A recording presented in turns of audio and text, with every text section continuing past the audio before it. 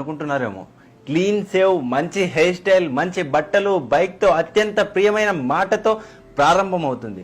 Love జిహాద్లో ముందు వాళ్ళు హిందూ అమ్మాయి మనసును, తర్వాత శరీరాన్ని గెలుస్తారు.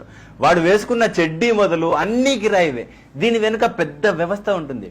లవ్ జిహాద్ అంటే ఎక్కడో కేరళ లేదా హైదరాబాద్లోనే జరుగుతుంది అనుకున్నారు. మన ఊర్లో ఇంట్లోకి వచ్చి కరెంట్ లేదా ప్లంబింగ్, మెకానిక్ ఇలా సొంత వృత్తులు చేసుకునే వాడే ప్రారంభిస్తాడు. ఒక్కడే 5 మందిని టార్గెట్ చేసి మరీ చేస్తాడు. ముస్లిం యువకులే లవ్ జిహాద్ చేస్తారు అనుకోకండి. 70 ఏళ్ల వృద్ధుడు కూడా 10 ఏళ్ల హిందూ మహిళ నుంచి మొదలు 70 ఏళ్ల స్త్రీ దాకా ఎవ్వరిని వదలరు. డ్రైవర్లుగా ఇంట్లో చేరి తల్లిని, బిడ్డని ఒకరికి తెలియకుండా ఒకరిని లొంగ తీసుకున్న సంఘటన ఇందూరు, నిజామాబాద్ లో ఉంది. ఇలా కొన్ని వందల లవ్ జిహాద్ కేసుల్లో విచారిస్తే వాడు డ్రైవర్ గానో లేక ఇంట్లో వాచ్మెన్ గానో ఆ ఇంట్లోకి చేరిన వాడే అని తెలుస్తుంది. ఆటో డ్రైవర్లు చేసిన లవ్ జిహాద్ కేసులకైతే అస్సలు లెక్కే లేదు. పండ్లు అమ్మేవాడు నలుగురిని ట్రాప్ చేశాడంటే నమ్ముతారా? అది కూడా ఇందూరులోనే జరిగింది. నేను ఇన్నిసార్లు ఇందూరు అని ఎందుకు చెప్తున్నానంటే, అక్కడ జరిగే ఈ లవ్ జిహాద్ కార్యక్రమాలు ఎలా ఉన్నాయంటే, లవ్ జిహాద్ చేసే ముస్లిం యువకులకి ఉచితంగా బట్టలు, బైకులు, లాడ్జిలో రూము, 5 స్టార్ భోజనం, ప్యాకెట్ మనీ ఉచితంగా ఇచ్చే దాతలు వందలాది మంది ఉన్నారంటే మీరు నమ్ముతారా? హిందూ అమ్మాయిని హోటల్కి తీసుకువస్తే మొత్తం ఫ్రీ, సినిమాకి తీసుకెళ్తే టికెట్స్ ఫ్రీ, షాపింగ్ కి తీసుకొస్తే బట్టలు ఫ్రీ, లాడ్జికి వస్తే రూమ్ ఫ్రీ, వేరే రాష్ట్రాలకు విహారయాత్రలకు తీసుకుని పోతే సర్వం ఫ్రీ. ఇదంతా కేరళలోనో కాదు, ఇందూరులోనే దాదాపు అన్ని జిమ్ సెంటర్లో ట్రైనర్ వాడే. కుమార్ గల్లీలో మన హిందూ స్త్రీలకు చేతికి మెహందీ పెట్టేది వాడే. కొన్ని వందల గ్రామాల్లో ఈ రోజుకి మన మహిళలకు గాజులు తొడిగేది వాడే.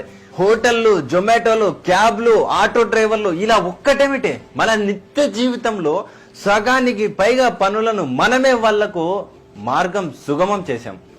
మన ఇంట్లో ఆడవాళ్ళని వాడికి అప్పనంగా అప్పచెప్పేశాం. ఈ తప్పు ఎవరిది? మనది కాదా? ఇంకా ఈ మధ్య దారుణం ఏంటంటే, మన హిందూ ఇళ్లలో ఫంక్షన్లు, పెళ్లిళ్ళు అయితే మన ఆడవాళ్లకు చీరలు కట్టేది వాడే, వాళ్ళని మేకప్ తయారు చేసేది వాడే. ఈ పనులు చేయడం కోసం మనమే వాళ్ళని బుక్ చేసుకుంటున్నాం. మన ఇంట్లో స్త్రీలను వాడికి బుక్ చేసి ఇస్తున్నాం.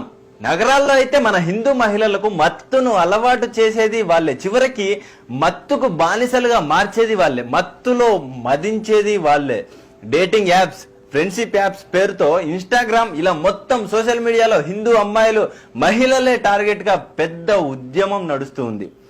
అఫ్తాబ్ చేతిలో హతమై ఫ్రిడ్జ్ లో 32 ముక్కలైన శ్రద్ధతో సహా లక్షలాది మంది హిందూ మహిళలు ఈ యాప్స్ ద్వారానే లవ్ జిహాద్ వలలో పడుతున్నారు. అఫ్తాబ్ ఒక్కడికే శ్రద్ధ కాకుండా మరో 23 మంది హిందూ మహిళలతో డేటింగ్ యాప్స్ ద్వారా సంబంధం ఉంది అనేది పోలీసులు వెల్లడించిన వాస్తవం. ఈ యాప్స్ రోజులో కోట్ల మంది హిందూ మహిళలు ఉన్నారంటే మీరు నమ్ముతారా?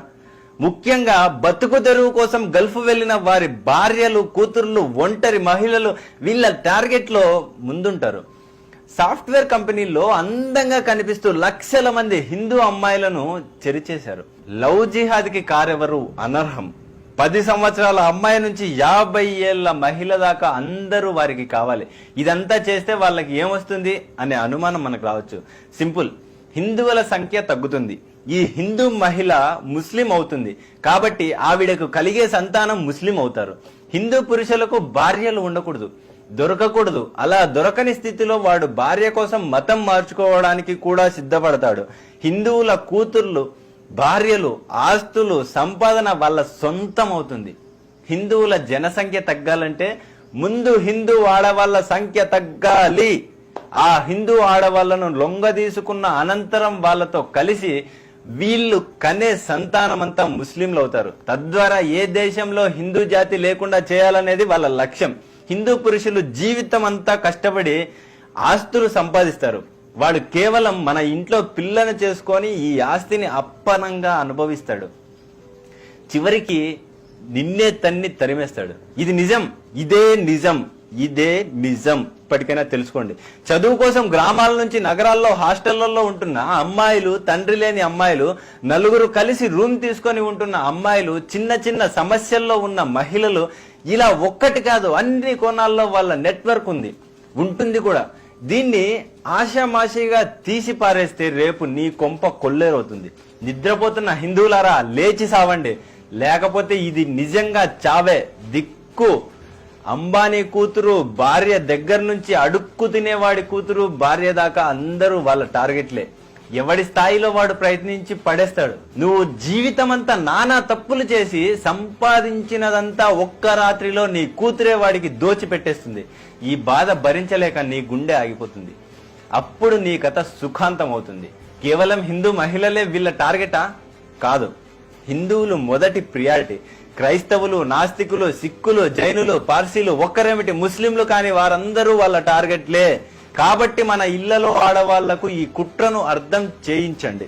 అర్థం కాకపోతే ది కేరళ స్టోరీ సినిమా చూపించండి. ఇది ఈ రోజే ఇప్పుడే చేయాల్సిన పని. లేకపోతే ఇక అంతే. ఓ హిందూ మేలుకో. నీ తల్లి నుంచి మొదలు పెట్టి నీ తోబుట్టువులు, కూతురు, బంధువులు అందరికీ లవ్ జిహాద్ గురించి చెప్పు, అర్థం చేయించు. అర్థం కాకపోతే ది కేరళ స్టోరీ సినిమా చూపించు. నీ కుటుంబాన్ని నువ్వే కాపాడుకో. లేకపోతే ఫ్రిడ్జ్ లోనో సూట్ కేసులోనో రేపటి రోజు చూడాల్సి వస్తుంది నీ కూతురును, నీ భార్యను.